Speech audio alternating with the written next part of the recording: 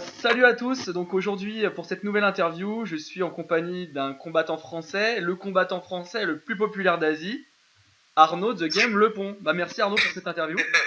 Bah, merci à toi, Molo, ça fait plaisir. C'est marrant, Heureux j'ai déjà une impression de vécu, moi j'ai déjà l'impression de t'avoir interviewé. Ouais, tu peux cracher, tu peux lâcher le morceau pour les fans, c'est la deuxième fois qu'on l'a fait.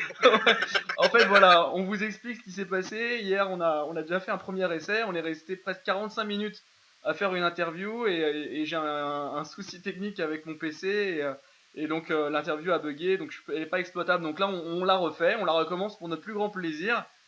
Tu auras déjà une partie des réponses, en même temps tu sais à quoi t'attendre, tu seras plus surpris.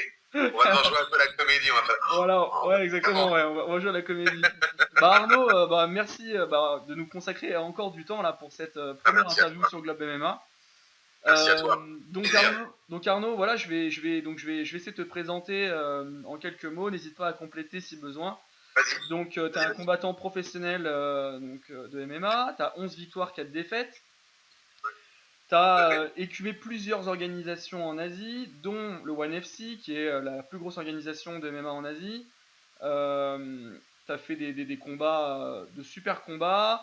Tu as affronté le champion Shinya Aoki, donc, qui est l'un de tes idoles. Qui était. Voilà. Qui était. Et voilà, là, ton dernier combat, tu l'as gagné. C'était l'année dernière, en septembre dernier. Donc tu as affronté un Australien d'origine cambodgienne, tu l'as mis KO et voilà, t'as pas combattu depuis cette période, donc on a pas mal de choses à se dire, mais pour tous les lecteurs en fait de Globe MMA, on aimerait savoir un peu ton parcours et il me semble que j'ai pu voir qu'avant ta carrière de combattant, t'avais une carrière de banquier. Quel acteur, mais alors, qu'est-ce qu'il est fort. Oui, alors, j'ai un sentiment de... ouais, non, effectivement, écoute, j'ai commencé ma carrière professionnelle un peu surprenante. J'ai commencé par la banque, effectivement. Je travaillais pour le Crédit Lyonnais sur Paris, Champs-Élysées. Écoute, ouais, très honnêtement, très simplement, je ne veux pas mentir, je gagnais très bien ma vie à l'époque. Mais en dehors de mon travail, c'est vrai que j'avais cette passion pour les arts martiaux. En arrivant à Paris, j'ai eu la chance de rencontrer Mathieu Nicourt, qui est un petit peu mon premier papa. Mon deuxième papa, ce sera Gaël Coadic de la Fox Team, la Sipara. Quand je suis arrivé sur Paris, je travaillais dans la banque d'un côté, de l'autre côté, en dehors de mon travail, je m'entraînais à la Free Fight Academy Paris chez Mathieu Nicourt tous les soirs. Mais là, en tant que loisir, là c'était une pratique loisir. Au début, ça a été loisir. Tu sais, je suis tombé dans les arts martiaux quand j'étais enfant. J'étais un petit garçon très turbulent, donc mon père m'a mis dans les arts martiaux quand j'étais très jeune. Et puis, oui, en arrivant sur Paris, j'ai eu ce sentiment de vouloir évoluer. Puis, bon, un peu comme tout le monde, tu sais, on a eu la génération UFC, UFC DVD. Donc j'avais fait j'avais fait du jiu-jitsu avant, j'avais fait de la boxe, du muay thai. Donc je me suis dit pourquoi pas essayer, comme tout le monde un petit peu, tu sais, le Royce Gracie Effect. Donc j'ai été très bien accueilli par Mathieu, je vais le faire très court, mais c'est vrai que après quelques mois, il m'a déjà très vite pris sous son aile, j'ai commencé à enseigner très vite. Et puis voilà, il m'a amené dans le milieu des combats professionnels. Après avoir gagné le championnat de France de Pancras à Fresnes, il m'a fait passer pro. Et puis après, j'ai évolué de mon côté en montant ma propre académie, puis après, en quittant l'Europe. Et c'est vrai que donc je conciliais d'un côté la banque et les arts martiaux. Et puis un jour, mon patron m'a dit tout simplement, il va peut-être falloir choisir, jeune homme. Il te disait ça parce que tu revenais avec des coupures, des cocards, des machins. Les débuts de la Free Academy, c'était... on en rigole souvent maintenant quand j'ai la chance encore de parler avec des gens comme Speedy, comme Steve Sifflet, la première génération, les Gary, voilà, la deuxième génération, ça environ, les Gary Kono, c'était la guerre tous les soirs. C'est peut-être pour ça aussi qu'on a eu autant de réussite avec la Free Fight Academy Paris chez Nico. Lopez ou Oniebe, après qui est devenu Crossfight, maintenant qui évolue à l'UFC, c'est quelque chose. Mais ouais, c'était la guerre tous les soirs. Je revenais avec la tronche en morceaux. Mais je pense qu'il faut passer par là, à partir du moment où tu veux un jour évoluer, tu peux pas. Je comprends tout à fait un certain niveau de compétition où il faut avoir un entraînement, on va dire, intelligent, pro. Un petit peu comme dit Hendrix, qui dit que lui, il prend jamais le coup à l'entraînement, il ne vaut même pas question, mais les casques, à l'époque, on se mettait des parpaings, c'était avec des gants Décathlon, il n'y avait pas de. C'était la guerre. Ouais. Et voilà. Et puis un jour, un jour t'as le cœur et t'as la tête, et puis tu dis, bon, allez, une fois dans ma vie, je vais écouter mon cœur. Ouais. Puis, merci, c'était la plus belle décision de ma vie, et ça l'est encore. Grâce à ça, j'ai un travail que j'aime, je fais un sport que j'aime, j'ai voyagé à travers le monde, j'ai un enfant, un petit garçon métissé, qui est le plus beau petit garçon du monde, et je travaille pour une des marques. D'accord. Je suis très heureux à l'heure d'aujourd'hui, et je pense que de temps en temps, il faut savoir prendre des risques, et ça peut payer. Donc, tu as décidé de faire ce choix-là de quitter l'Europe pour l'Asie. Tu avais quel âge à ce moment-là? J'avais commencé, en fait, j'avais fait beaucoup d'allers-retours, en fait. J'ai commencé très, très, très, très jeune à faire des allers-retours, surtout entre la France et la Thaïlande. Okay. Mais donc beaucoup d'allers-retours, et à chaque fois que tu vas en Asie et que tu reviens en France, j'avais toujours l'impression de laisser un petit peu quelque chose de moins là-bas. Okay. Donc, au bout d'un moment, la balance faisait que je revenais en France, mais je me sens de moins en moins français. Attention, je reviens sur mes mots. Le fait que j'avais l'impression que ma nouvelle maison était plutôt l'Asie. Parce que je devenais un petit peu, je prenais des habitudes asiatiques, en fait. On ne vit pas de la même façon en France que l'on vit. Et voilà, et puis un jour, j'ai franchi le pas. Je dis, bon, voilà, il faut peut-être que tu prennes la décision d'aller vivre là-bas. D'accord. Donc ça a été Thaïlande.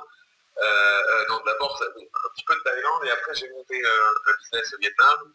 Après, je suis allé en Thaïlande, après en Malaisie pendant 2 ans, Thaïlande 2 ans. Et là maintenant, je suis au Vietnam, de retour. D'accord. Et très heureux, très très heureux. Donc ça représente combien d'années en Asie vraiment où tu t'es installé là-bas? 9 ans déjà, 8 ans. Et là aujourd'hui, t'as quel âge? 30. On passe à une dame, un jeune homme. J'ai 35 ans. 35 ans, ouais, ok. Ouais, 35 ans déjà, ça va vite. C'est bon. Dans la même génération, toi-même tu sais, ça va vite. Donc faut profiter. Donc comment en fait t'es arrivé finalement au One FC? Ton premier combat c'était au One FC 4, c'est bien ça? Ouais, c'était au One FC 4. En fait, comment t'as fait pour en arriver là pour signer ton contrat avec le One FC? C'est allé. Ça a suivi un schéma, je veux dire, un schéma logique. À l'époque, j'étais en Thaïlande. Ouais. J'étais en Thaïlande. Le MMA était encore totalement illégal. Mais on sentait que ça commençait à exploser, surtout avec l'implantation du Team Evolve à Singapour, qui reste un des plus grosses équipes en Asie. Même si j'entends par plus grosse équipe, là, le potentiel, la manne financière qui est derrière, qui leur permet d'acheter les meilleurs combattants, on va pas se mentir. Voilà. Bien sûr. Les meilleurs combattants ne sont pas toujours créés, ils sont des fois achetés. Ouais. C'est un petit peu comment ça fonctionne. Et c'est la loi du marché. Et donc il y avait une équipe malaisienne, une marque de fitness malaisienne qui souhaitait créer son équipe, donc ça s'appelait Moefit. Ils cherchaient un manager, un team builder, quelqu'un qui était capable de créer une cohésion au sein de combattants, ce qui est très difficile, je peux vous le dire. Ouais. Et voilà, ils m'ont recruté, ils m'ont fait venir en Malaisie, ils m'ont très bien traité à l'époque, et j'ai monté une équipe qui à l'époque est devenue, dans les 6 premiers mois, une top 10 des meilleures équipes asiatiques, au même niveau que Killer Bee, que Evolve, que certaines équipes coréennes, ouais, exactement. Ouais.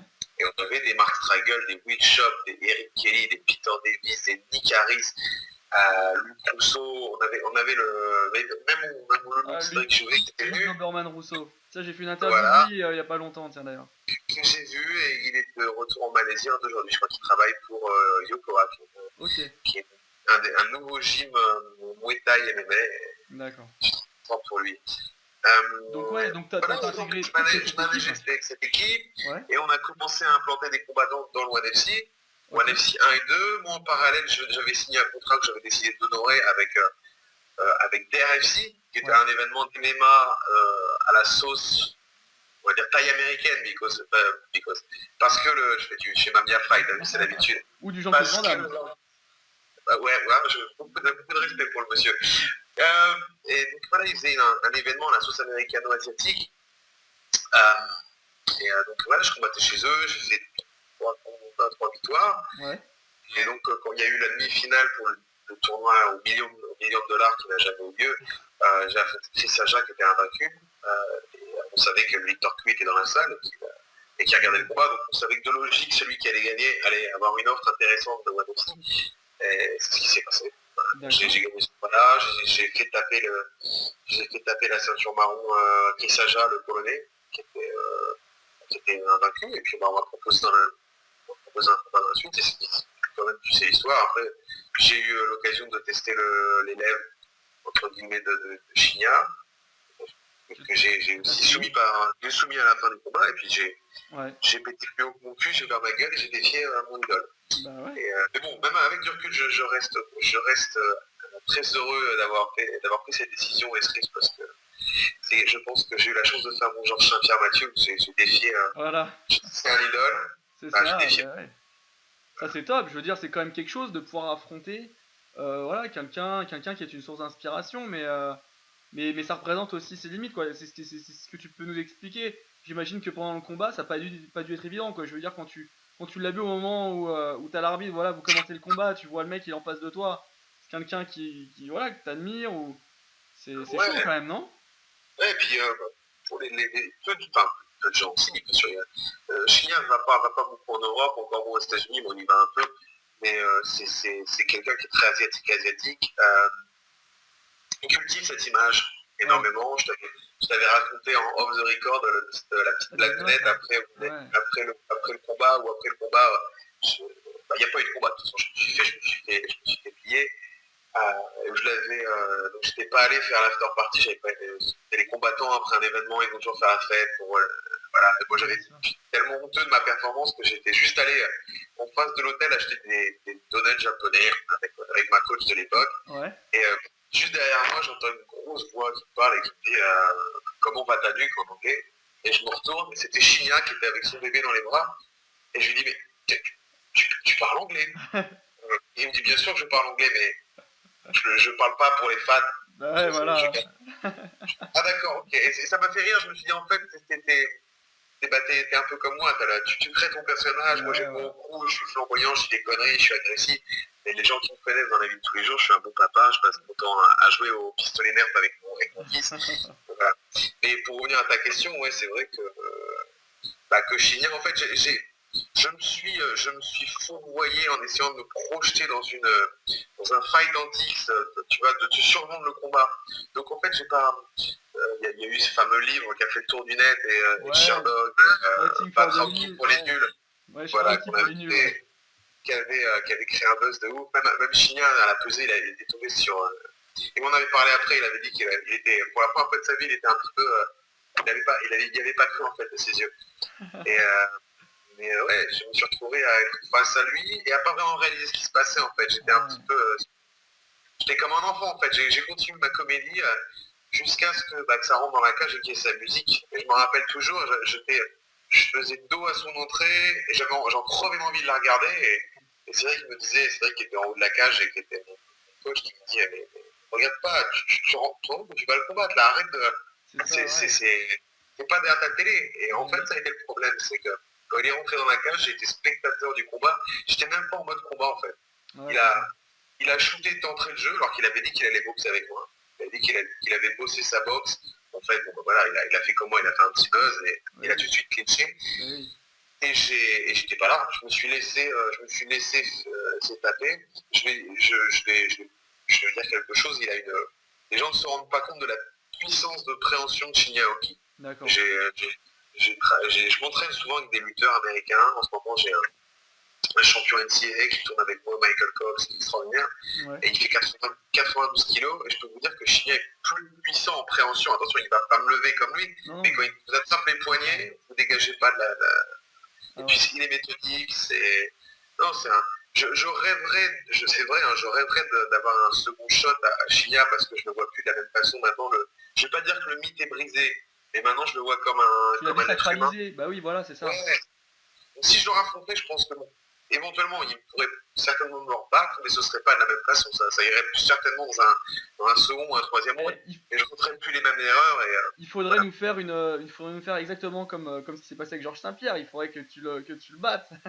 Bah ouais, il faudrait. Ce serait le rêve, mais tu sais, les contes de fées, malheureusement, c'est pour ça que c'est des contes de fées. Tout le monde n'est pas Georges Saint-Pierre. Ouais.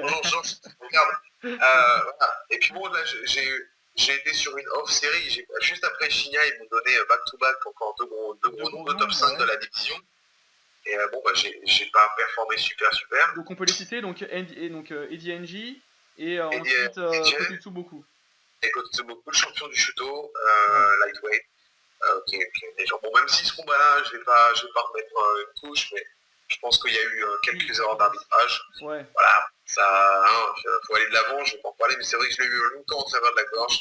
Ouais, ça peut se comprendre, après c'est normal. Ouais, en fait, pour juste rappeler ce qui s'est passé, il y a eu donc des coups, tu te fais toucher, donc tu vas... Je prends un coup au corps. Voilà. Je prends un coup au corps, je tombe à genoux et j'essaie de rouler. En fait, il a mon poignet, il a un underhook, donc je peux pas me remettre sur le dos. Ouais. Et en fait, tous les coups qu'il me porte sont juste derrière la nuque, ce qui est totalement illégal. Ouais. Déjà, les règles sont très ouvertes à ONE FC, parce qu'on peut taper, les penalty kicks, les anciens penalty kicks du Pride, ça c'est autorisé. Sont légales à ONE FC, et tout type de coude. Donc à l'UFC, on ne peut pas faire ce qu'ils appellent les coups 6, c'est de haut en bas avec le coude, alors qu'à ONE FC, c'est totalement légal. Mais bon, tous les coups qui portent derrière la nuque, ça c'est interdit. Voilà, bon bah c'est... Ouais, donc ça c'est... Ça reste amer, mais en plus, surtout que j'avais touché violemment avec un crochet du gauche, et il a pris comme 7 points de suture au fond, et je me suis dit après, si on avait continué le combo au deuxième round, je pense que j'aurais pu l'arrêter sur une coupure, parce que la coupure était impressionnante, parce qu'on a un procès. On a fait la fête à l'hôpital, ça aussi c'est off the record, mais c'est aussi un très très bon gars. Ouais. Il parle pas du tout anglais, mais je peux vous dire qu'il a l'alcool réunit les gens. Voilà, donc c'est ça. Et puis après, là, j'ai eu mon combat au Cambodge et retour sur une victoire, donc ça fait du bien. Bah ouais, c'est clair. Donc ça, c'était septembre dernier, et donc là, on est en juillet 2015. Qu'est-ce que t'es bon à revenir dans l'interview. Bah ouais, mais on s'étonne de pas t'avoir vu recombattre au NFC depuis. Ouais, bah écoute, je vais pas me mettre volontairement dans le caca en révélant des choses vis-à-vis de moi et ONE FC. On va essayer quand même d'expliquer un petit peu aux fans ce qui s'est passé. Dans un premier temps, ma relation avec ONE FC s'est pas très très bien passée. Déjà, juste après mon combat avec OSD, généralement après chaque combat, j'aime donner à mon corps parce que j'ai plus 20 ans, un moment de récupération. Bien sûr. Je pense que les athlètes de très haut niveau et même les combattants de ONE FC, surtout ceux qui sont clean, suivez mon regard, ils ont besoin de plus de récupération. Donc j'ai plus 35 ans, je n'ai jamais pris de produits illégaux de ma vie. Okay. Donc je le dis, parce qu'il y a certains combattants, ça se voit que physiquement ils prennent des trucs. Moi, je pour principe de me donner toujours 2 mois à mon corps pour me préparer au combat et toujours essayer de me donner 2 mois pour redescendre et puis pour récupérer. Parce que, bien sûr, même médicalement, par rapport au coup qu'on peut se prendre, etc., généralement, les combattants sont généralement suspendus un certain nombre de semaines. Par précaution, c'est le principe de précaution. On ne parlera pas de l'UFC, leur décision d'interdire les IV, les injections pour hydrater le corps, c'est ridicule. Pour une fois, je suis tout à fait d'accord avec José Aldo. Passons. Mais bon, et donc en fait, Tortue est venu dans mon locker et m'avait dit écoute, on a besoin de toi, faut que tu vendes des tickets dans 3 semaines, on a un combat pour toi, on te donne, c'était Folayang. Je leur dis, les gars, mais moi, Folayang, je le prends dans 3 mois, quoi. Laissez-moi le temps de redescendre, de me refaire une préparation. Je peux pas enchaîner comme ça, il y a des gars qui peuvent le faire, mais je puis maintenant. Et il l'avait pris assez mal. Donc, je les avais recontactés 2 mois après en disant, écoutez, là, ça serait bien de donner un combat. Maintenant, non, mais t'as refusé le combat, donc en gros, ferme ta gueule, on te met en haut de l'échelle et tu attends ton tour. Ouais. Les gens ne se rendent pas compte que si on te met en haut de l'échelle, tu ne gagnes pas d'argent, et si tu ne gagnes pas d'argent, c'est difficile.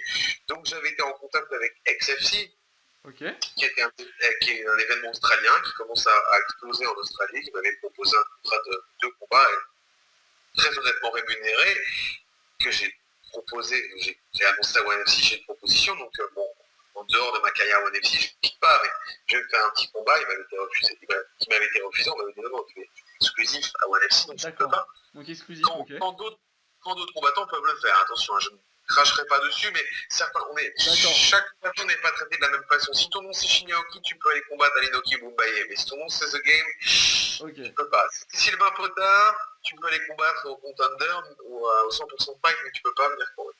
Je veux dire, si ton nom c'est Arnaud Lepont, tu peux pas.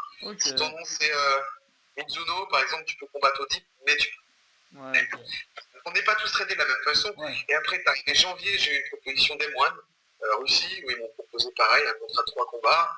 Et j'ai contacté mon FC et on m'a dit non, tu n'as toujours pas compris, tu n'as pas le droit de combattre à côté. Donnez-moi un combat. Oui, mais non, mais pas en ce moment, un peu plus tard, on va.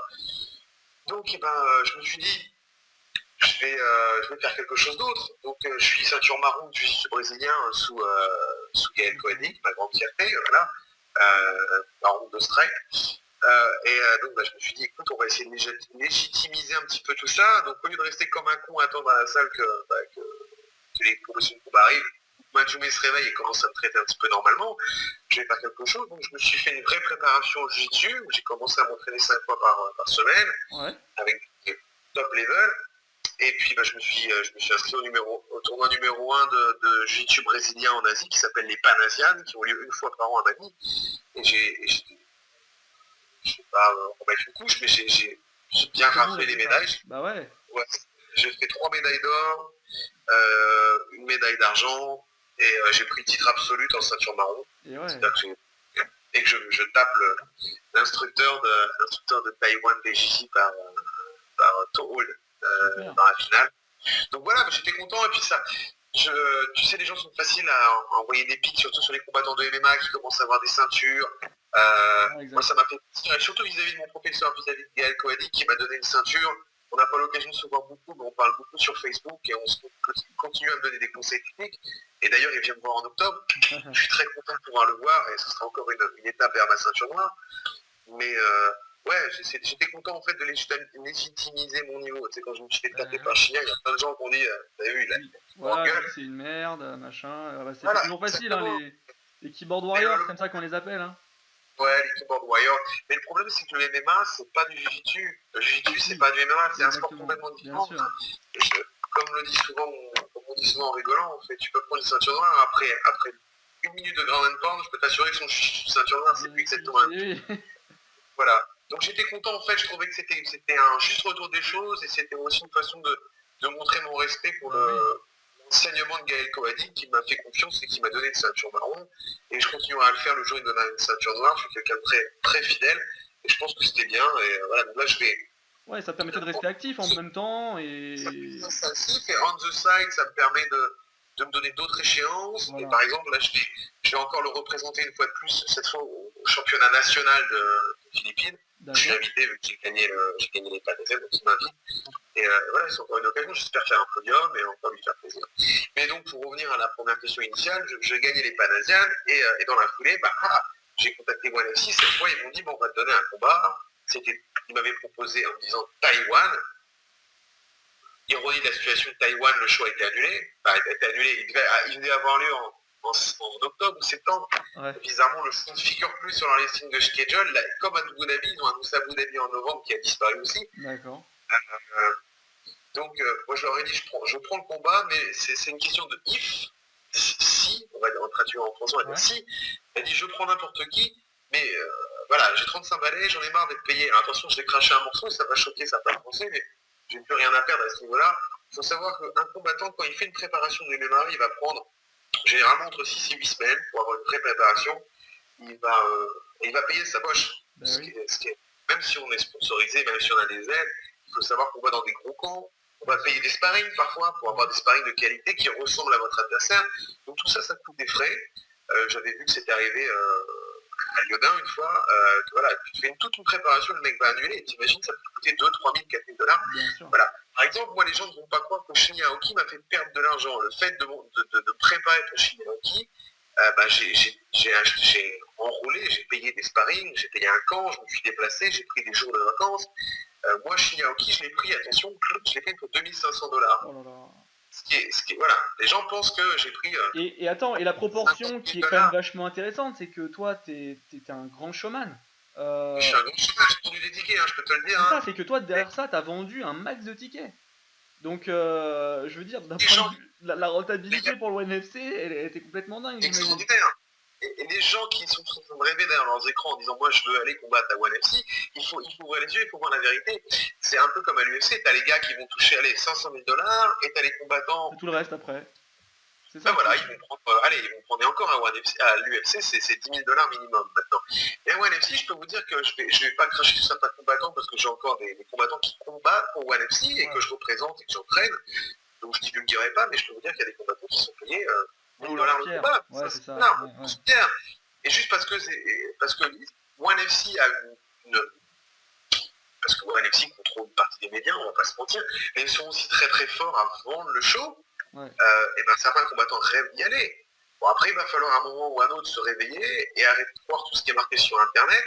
Il suffit juste un petit peu d'ouvrir les yeux et de voir que le dernier show de ONE FC, ça a été 2 très bons combattants pour le main event, et le reste, ça a été 13 au début. Ouais, c'est ça. 13 débutants qui étaient à 0-0. Myanmar. Ouais, Myanmar. Donc après, voilà, c'est très facile de dire, ça me rappelle un petit peu ce que faisait chez El Channel, c'est très facile de dire, on a le plus gros roster d'Asie et on a les meilleurs combattants. D'accord. Après, il suffit juste de regarder une carte. C'est comme dire, je suis le meilleur combattant du monde, comme faisait chez El Channel. Ok, si tu es capable de revendiquer ça, on va juste aller sur ton Sherdog et on va regarder tes résultats. Voilà. On peut dire que Benji Penn a les plus grosses burnes du monde, mais on peut pas dire que c'est le meilleur combattant, par exemple. Parce que il a affronté les plus grands, mais il a quand même remporté 5 ceintures à l'UFC quand même, mais bon. Quand même, attention, excusez-moi, j'ai beaucoup d'admiration pour lui. Moi je suis un gros fan de Benji Penn, Jean Pierre, ça restera toujours, et Fedor qui revient. Mais ouais, donc ONE FC, là par rapport à ça... Pour concentrer le débat, je leur ai dit oui, je prends n'importe qui, n'importe quand, mais il y a un if, et le if c'est je veux une certification, je veux quelque chose. Vous vous certifiez, vous vous engagez, que je vais prendre un combat tous les 6 mois, parce que je peux pas attendre 1 an et qu'après vous me dites, voilà, on va te remettre encore 1 an en haut de l'échelle, et tu vas attendre. C'est pas possible ça. C'est pas possible, moi j'ai une famille et j'ai d'autres, je suis à l'apogée de ma carrière, on va dire l'apogée, je suis plutôt sur la fin, mais j'ai encore envie de combattre, j'ai envie de combattre devant mon pays, j'ai envie, voilà, et puis des fois, on me propose des contrats intéressants, même si c'est des gros noms, je m'en fous, je peux prendre n'importe qui à l'heure d'aujourd'hui, et c'est plutôt que j'ai pas envie d'être sur la touche, quoi, et faire que du futur. Donc, s'ils disent, comme je leur ai dit, moi je prends n'importe qui, même mettez-moi votre champion, j'en ai rien à foutre, je vais vendre des tickets, mais je gagne un petit peu plus d'argent. Ouais, normal. La réponse de ONE FC a été non. Et ça, ils veulent pas. On négocie pas, même en durée, même en temps. Donc voilà, quand je demande quelque chose qui me semble logique, je ne vais pas demander qu'on me paye maintenant 10 fois plus, je demande juste une logique, et qu'on me dit, tu fermes ta gueule, tu prends ou tu prends pas, et c'est ça.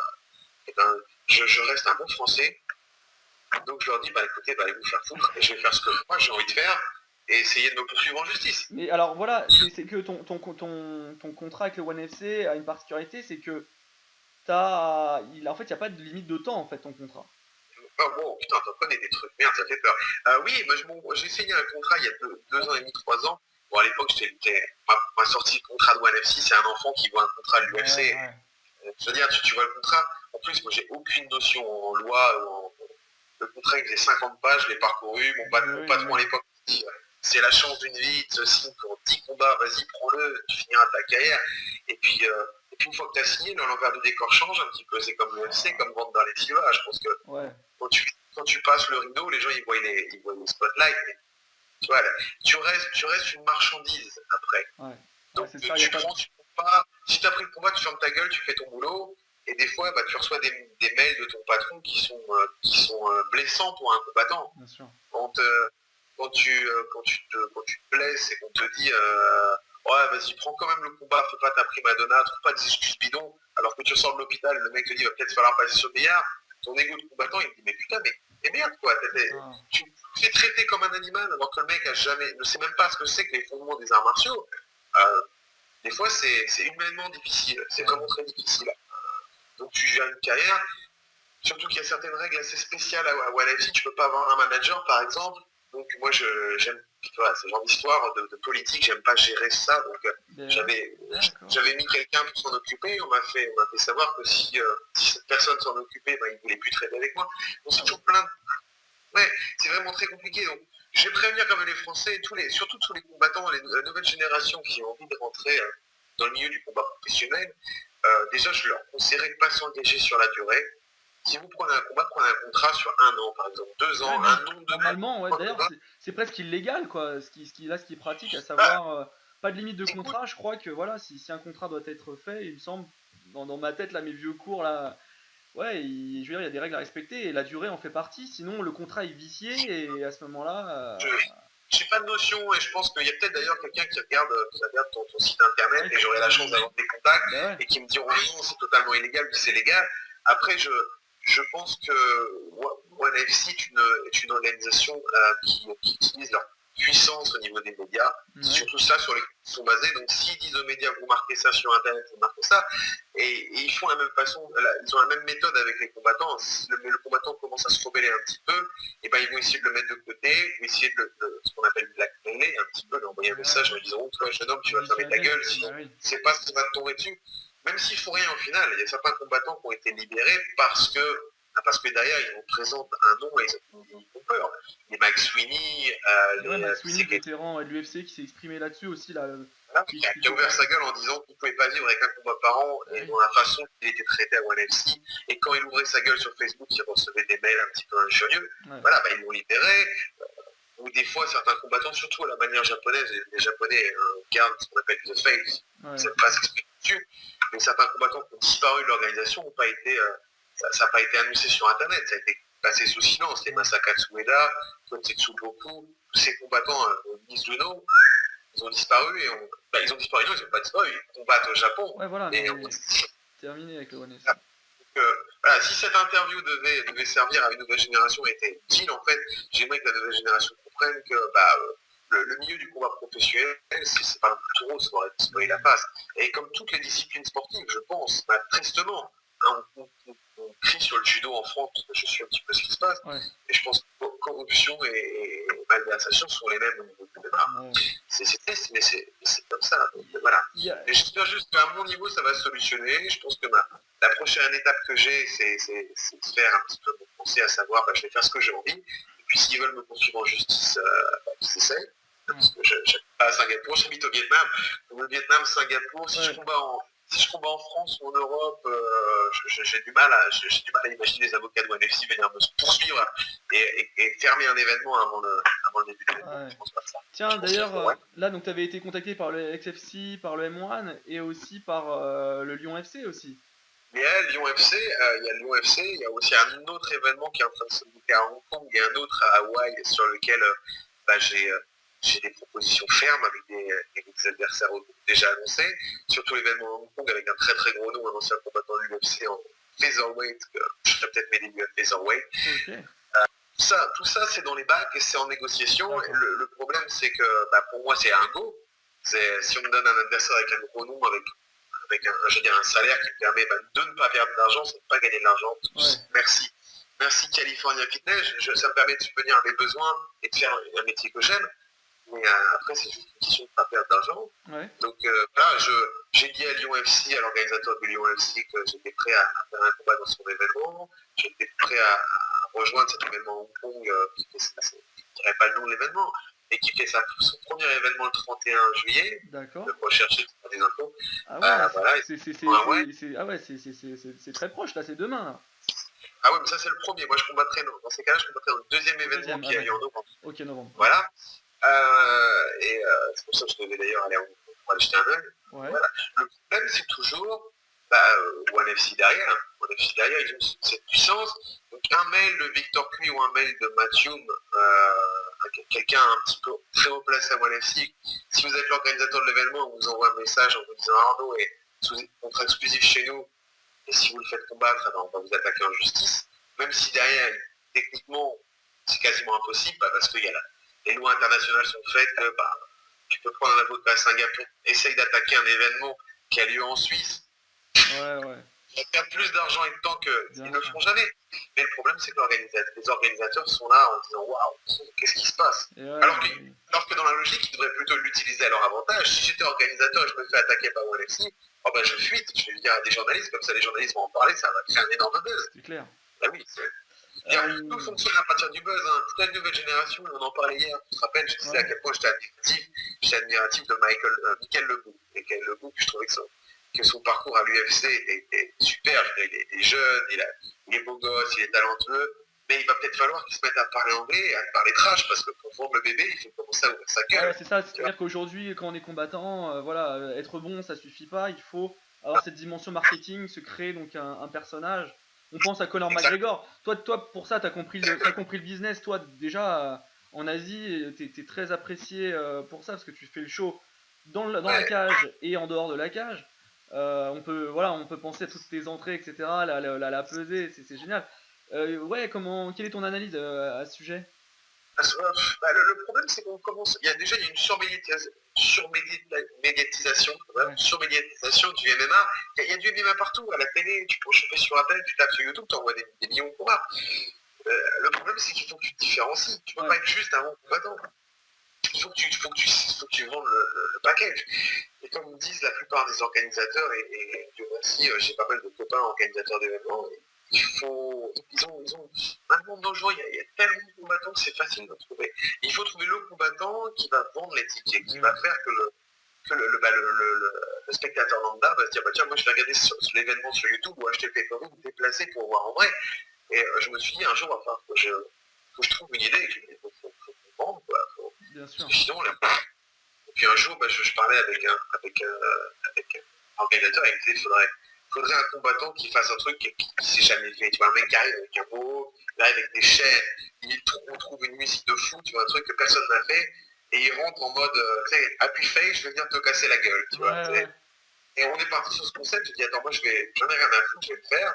Et je suis arrivé à ONFC en ayant un masque à la Jason Voorhees, c'était un masque qu'on avait fait faire sur mesure, le mot rouge, les chaînes, la musique de Genesis, et le phénomène a commencé à monter. Et à chaque combat, maintenant, c'est mon petit go-to, c'est mon leitmotiv d'avoir un masque différent à chaque combat et d'essayer de faire un truc un peu sympa. Si ça se fait à Lyon FC, et j'espère que ça va se faire, si ça se fait pas, je serai triste, mais écoute, j'aurai plus d'informations dans les 15 prochains jours. Si ça se fait, je vais préparer quelque chose, surtout que je serai en Suisse, donc c'est juste à côté de la France. Je vais vous préparer une entrée aux petits oignons, un truc un peu... version NFC fort, un peu sympa. Et donc, quels sont tes autres projets? Donc là, tu parlais de California Fitness. Ouais, toujours, California Fitness, je pense que c'est la plus grosse marque de fitness en Asie, et surtout au Vietnam, parce qu'on a un peu au Vietnam. Je suis appointé, je te fais encore du français-anglais. Je suis le master trainer, je m'occupe d'entraîner les entraîneurs de California. Donc j'essaie de leur véhiculer un petit peu de valeurs différentes, des sauces à l'européenne. Et puis surtout les entraîner en technique pure. Parce que quand on entraîne nos clients, nos clients en Muay Thai, on ne peut pas juste tenir les pattes d'os, il faut vraiment, il y a une façon de le faire. Donc c'est notre métier, mais en plus de ça, pour l'instant, je travaille sur un nouveau projet. Je peux pas trop en parler, c'est compliqué, mais on est en train de faire, on essaie vraiment de faire avancer le mix martial art, le MMA en Asie, avec un nouveau complexe de salles. On est en train d'essayer de s'associer, avec une marque américaine, et on a pour objectif d'avancer un grand pas en Asie, on va dire sur le concept d'entraînement au sein d'une salle d'arts martiaux, avec la manne financière, avec le budget d'une marque comme California Fitness. En gros, on va essayer de mettre une grande claque à toutes les salles d'arts martiaux, pas de fitness, parce qu'on est déjà en train de poster fitness, mais on essaye de créer une des plus grosses salles de MMA, mixed martial art. Donc, mixed martial art englobe bien sûr pas que les bancages, ça englobe aussi tous les sports de percussion, la lutte, le sol, et puis une méthode d'entraînement, un petit peu comme celle que j'ai créée, dans mon promo, Ah. Voilà, t'as vu, c'est sur internet, vous pouvez la choper, ça coûte Alors, 4 milliards. quel est le titre? Quel est le titre? Ça s'appelle Bring Your Body to War, je suis en train de le traduire, je l'ai écrit en anglais bien sûr, avec plein de photos, de méthodes d'entraînement, techniques, blablabla. Ok, ça, c'est disponible ça d'ores et déjà en anglais uniquement? C'est disponible, ouais, vous pouvez trouver l'adresse de la page Facebook pour l'acheter pour 4 $. Ça vous coûtera moins cher que d'un menu McDo et ça pourra peut-être sauver votre vie. C'est disponible en anglais pour l'instant, mais bon, même avec un niveau anglais collège, vous arrivez à comprendre. D'accord. C'est comment préparer un combattant d'un point de vue physique, attention, pas en méthode technique, d'un point de vue physique, pour un commentage. Voilà. D'accord. Et donc, oui, pour revenir à la première question, on essaie de taper un gros coup. Je pense que pour l'instant, c'est compliqué parce que là, on est quasiment fini, on a 90% du projet, on est en point de signer, mais quand ça va se faire, je pense que ça va être une très grosse claque pour tous les fans de MMA, pour tous les fans de combat en cage. Je pense que le concept va faire peser à travers tous les sites internet et on espère pas en rester là. On va commencer bien sûr par le Vietnam, mais bon, California Fitness ne fonctionne pas en linéaire, on fonctionne en expansion pure, c'est-à-dire qu'on ne va pas faire une salle et on va attendre qu'elle fonctionne, on va en faire une deuxième. On va commencer par en faire une, et après 3, et après 5, et après 6, et on a une idée d'expansion très agressive. On va commencer par le Vietnam et après on a deux pays en ligne de mire. D'accord. Je pense qu'à court terme, mon travail va être de chapeauter l'ouverture de ces différentes salles au sein de l'Asie. Et Dieu merci, j'ai eu une carrière qui a été un peu complexe, mais maintenant je me rends compte que tout prédestiné à faire ça. Et ouais, voilà. Et je suis très heureux, Je peux vous dire que si demain on me dit faut raccrocher les bras, je dirais dans tous les cas, je vais continuer à faire quelque chose qui va énerver pas mal de gens en Asie et faire beaucoup de gens, de rendre heureux beaucoup de gens. Parce à la fin, il faut se rendre compte que le milieu du combat pur, c'est 1% de la clientèle, et derrière, il y a 90% de personnes qui ne rentreront jamais dans la cage, mais qui rêvent d'avoir cette expérience et ce sentiment de frapper dans les pattes d'ours, de faire comme les combattants font, mais qui ne peuvent pas, peut-être physiquement, psychologiquement, mais qui voudraient le faire. Et c'est aussi, il faut penser à ces gens-là, et je suis content de pouvoir, on va dire, de populariser le MMA. Bon, bah c'est bien. Un petit mot pour la fin. Est-ce que tu souhaites remercier des sponsors Oui, ou d'autres choses? déjà, je te remercie toi parce que tu as eu le courage de m'écouter pendant près de 45 minutes. Même ma femme peut le faire. Des fois, elle sature. Non, je vais remercier à peu près tous les sponsors. Déjà, on va remercier California Fitness qui est toujours là à me supporter, à me faire confiance, à me donner les rênes du pouvoir. Et je suis heureux de pouvoir pas les tromper, d'essayer de faire de mon mieux. Je vais remercier tous ceux qui sont derrière, Mighty Mai, tous les combattants qui font confiance, Shannon Wirachai de ONFC, Bashir Ahmad, qui est encore en train de dormir après l'entraînement d'hier soir. Voilà. Et puis tous les sponsors, la marque française Spider Instinct. J'ai pas listé, mais Spider Instinct qui m'a supporté. Dojo, Eric, Dojo qui m'a aussi qui a toujours été là. Ouais, Dojo, moi aussi, dédicace à Dojo parce que Eric, vraiment, il est toujours là. Moi aussi, Eric m'a donné quelques coups de main aussi, moi, au travers de Globe MMA pour faire des reportages, pour voilà, m'aider financièrement pour aller chercher des interviews, faire du contenu. Et c'est vrai que tu vois, lui et puis d'autres, s'ils n'étaient pas là, bah peut-être que les choses auraient déjà pris fin et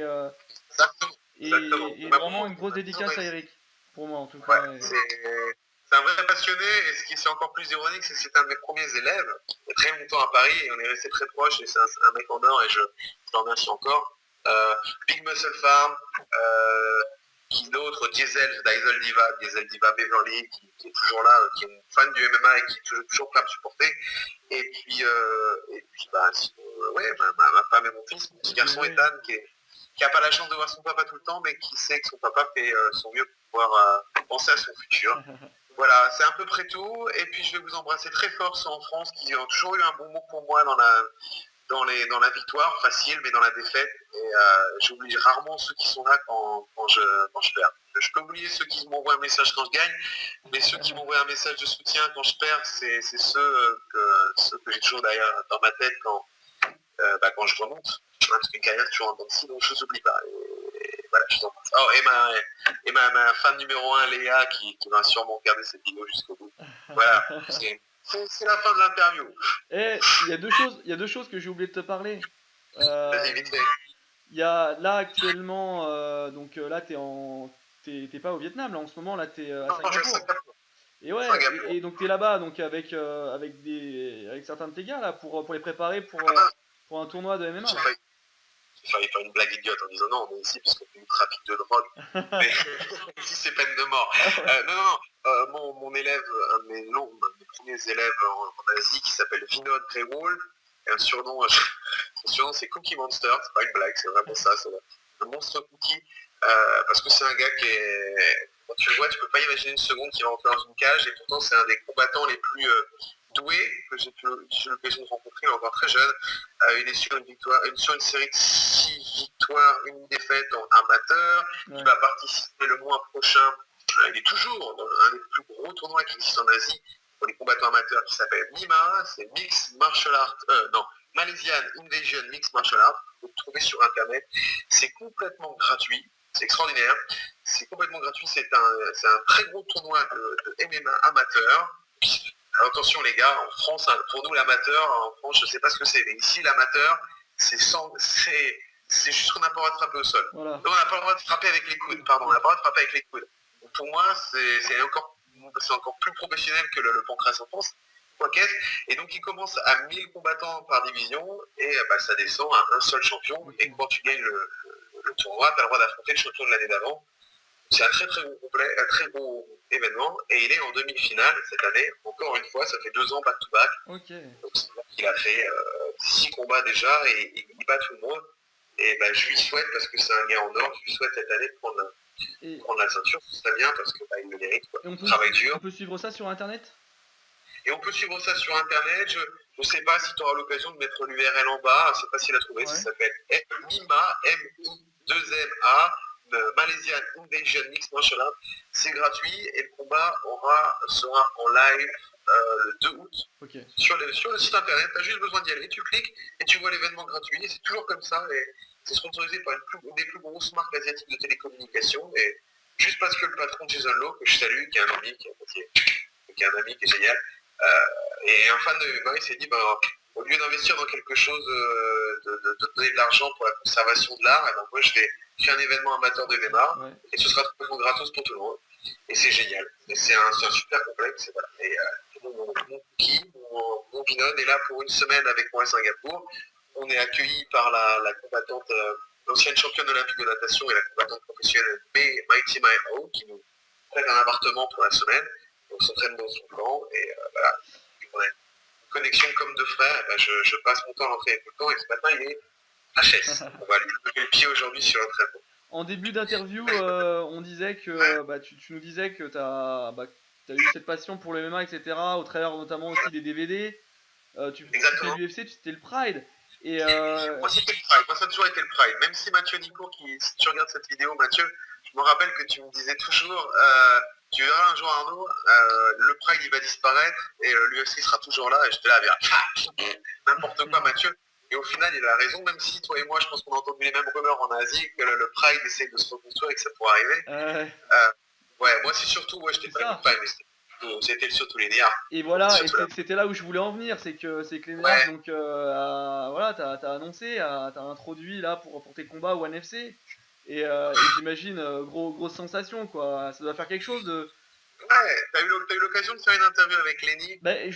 Attends, tu veux que je te dise un truc, je suis en contact avec elle, on avait essayé de mettre en place ça il y a quelques mois, et après, donc, c'est vrai qu'elle bouge beaucoup, elle a un planning très chargé. Et on n'a pas réussi à caler un moment, mais bien évidemment que je rêverais. Tu vas me donner un coup de main, j'espère, là-dessus, peut-être même. Ah écoute, tu sais quoi, juste après cette interview, je lui ai envoyé un message en disant, je vous fais un message groupé. Okay. C'est une femme extraordinaire, moi je le dis souvent, les rêves arrivent toujours si tu t'y accroches. Moi je me rappelle être dans mon petit appart de Caen, j'habitais en Cavalos à l'époque, j'avais 20 balais, je regardais les prides. Sur ma petite télé de merde, à bouffer mes spaghettis parce que j'étais encore à l'école et j'avais pas l'argent pour